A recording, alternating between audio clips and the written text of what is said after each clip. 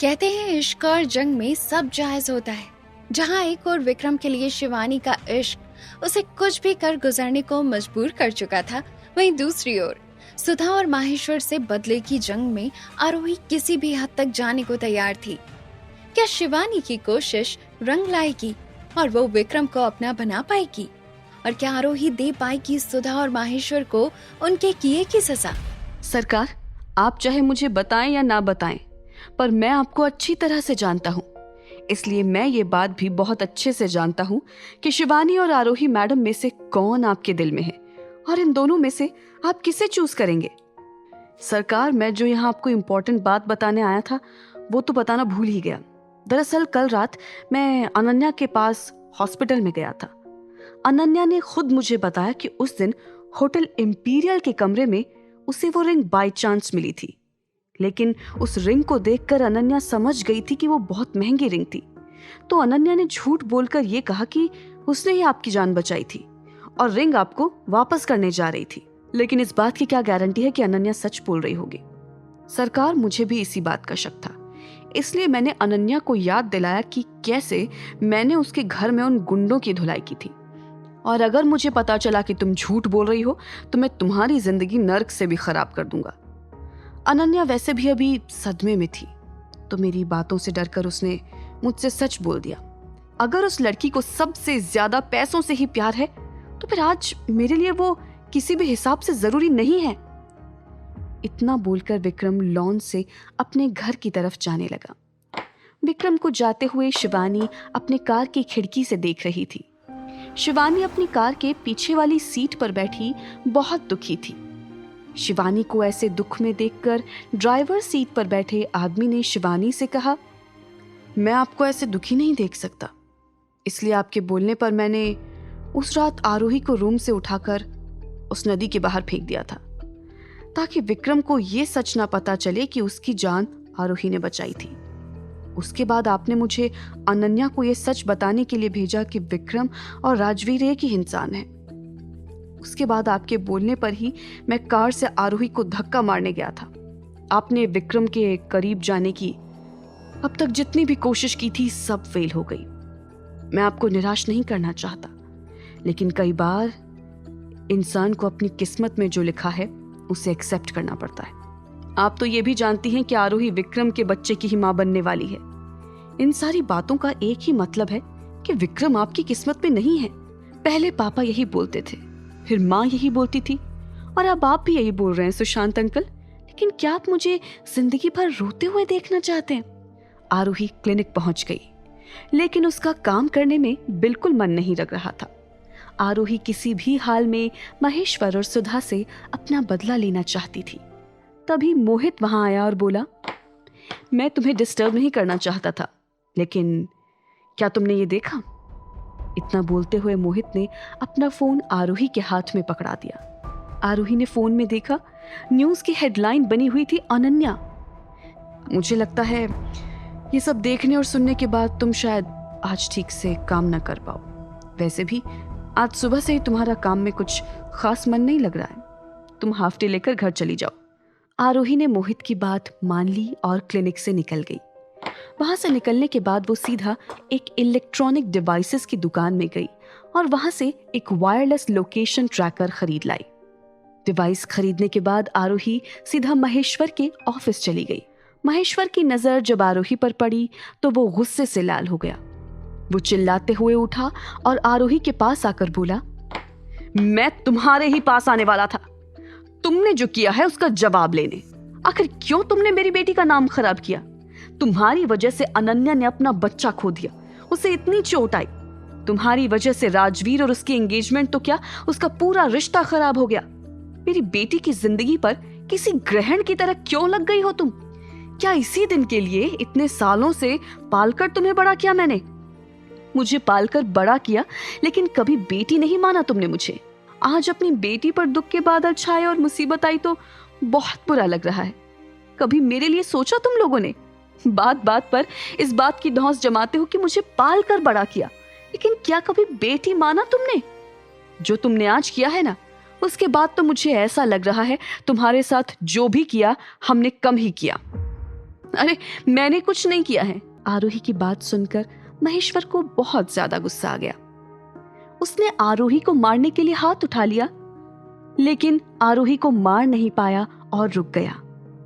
महेश्वर के उठे हाथ को देखकर आरोही ने हंसते हुए कहा, रुक क्यों गए? ओह अच्छा, राजवीर से पैसे जो लिए हैं।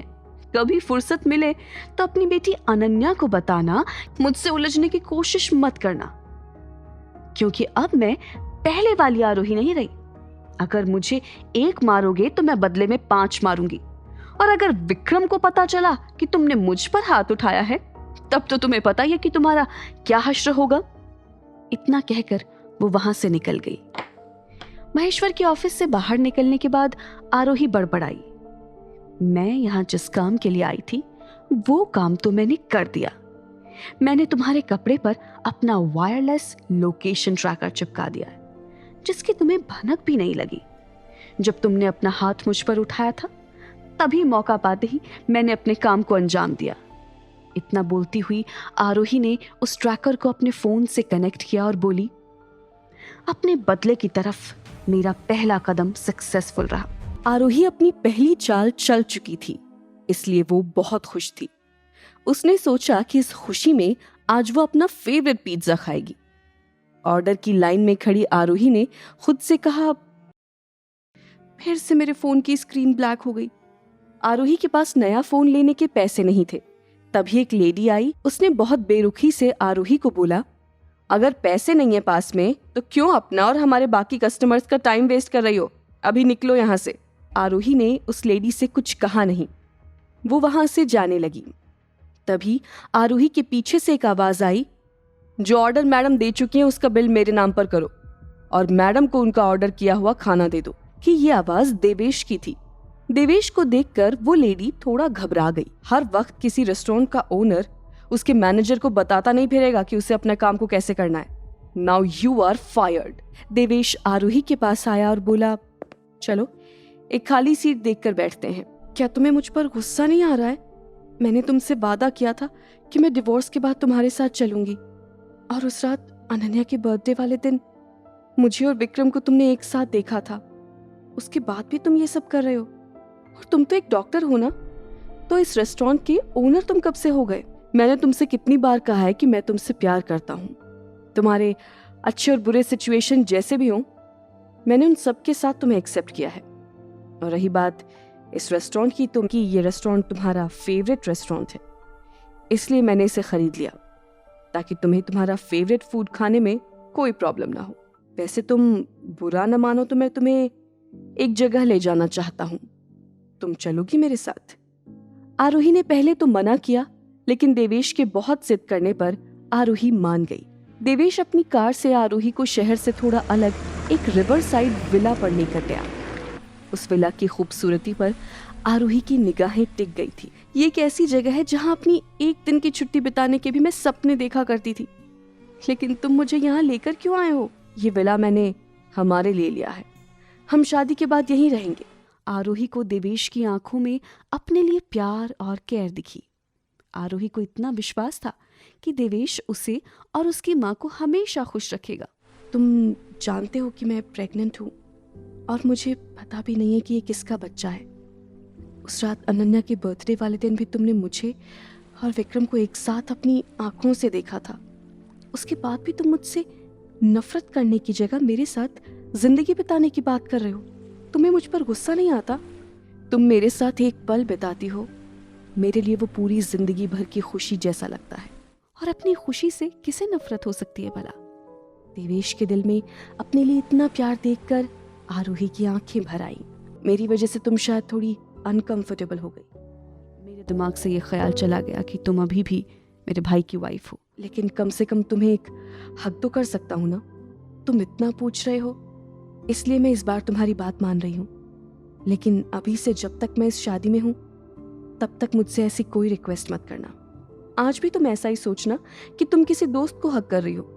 आरोही और देवेश दोनों इस बात से अनजान थे कि एक ड्रोन खिड़की के पास से उन दोनों के हक करने की फोटो ले रहा था। इस वक्त दूसरी तरफ विक्रम का फोन बजा। उसने देखा कि किसी अनजान नंबर से कॉल आ रहा था। विक्रम ने जब कॉल पिक किया तो कॉल की दूसरी तरफ से एक आवाज आई। मिस्टर एन, ओह सॉरी, शायद मैंने गलत नाम यूज कर लिया। विक्रम, क्या तुम्हें पता है तुम्हारी वाइफ अभी कहाँ है, किस आदमी के साथ है? अभी इस कॉल के कट जाने के बाद तुम्हारी वाइफ के कारनामों के कुछ फोटोज भेजता हूँ। विक्रम ने उस आदमी से पूछा, कौन हो तुम और तुम्हें मेरे बारे में इतना सब कैसे पता है? विक्रम ने बहुत कोशिश की उस आदमी से नाम पूछने की, लेकिन उसने कुछ नहीं बताया और फोन काट दिया। विक्रम के फोन पर 3 फोटो रिसीव हुई। विक्रम ने देखा कि उन फोटोज में आरोही और देवेश एक दूसरे को हग कर रहे थे। उन फोटोज को देखकर विक्रम की तबीयत फिर से खराब हो गई। उसे फिर से उल्टी होने लगी। विक्रम की तबीयत खराब होने की वजह से उसका ध्यान ड्राइविंग से हट गया और गाड़ी पेड़ से टकराकर नदी में गिर गई। इस तरफ आरोही अभी भी देवेश के साथ उस विला में घूम रही थी। तभी देवेश के फोन पर एक कॉल आया। चरण, इतने सालों में तुमने पहली बार आज मुझे कॉल किया है। बताओ क्या काम है? मुझे पता है आरोही मैडम आपके साथ है, उनसे बात करवा दो, मुझे कुछ जरूरी बात करनी है उनसे। तुम्हें कैसे पता कि आरोही मेरे साथ है? चरण के पास देवेश के सवालों का जवाब देने का समय नहीं था, इसलिए चरण ने जिद करके आरोही से बात करना चाहा तो देवेश ने आरोही को कॉल दे दिया। मैडम, सरकार का एक्सीडेंट हो गया है और उनकी गाड़ी नदी में गिर गई।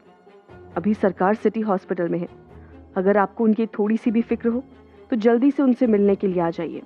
विक्रम के एक्सीडेंट की बात सुनकर आरोही का दिमाग घूम गया। उसके पैरों तले जमीन खिसक गई। उसका मन बहुत ज्यादा बेचैन हो गया। वो तुरंत ही हॉस्पिटल के लिए निकल गई। हॉस्पिटल पहुंचकर आरोही सीधा विक्रम के पास जाना चाहती थी, लेकिन बीच में ही 2 लंबे चौड़े आदमी ने आरोही का रास्ता रोक दिया। आपको अंदर जाने की परमिशन नहीं है। आखिर कौन था वो आदमी जिसने आरोही को अंदर जाने से रोका? एक्सीडेंट के बाद क्या विक्रम ठीक हो पाएगा? और कौन था वो आदमी जिसने आरोही और देवेश की फोटो ली और फिर विक्रम को भेजी? जानने के लिए देखिए अगला एपिसोड सिर्फ पॉकेट एफएम के YouTube चैनल पर। और शादी के बाद के सारे एपिसोड्स को सुनने के लिए डिस्क्रिप्शन में दी गई लिंक से डाउनलोड कीजिए पॉकेट एफएम ऐप।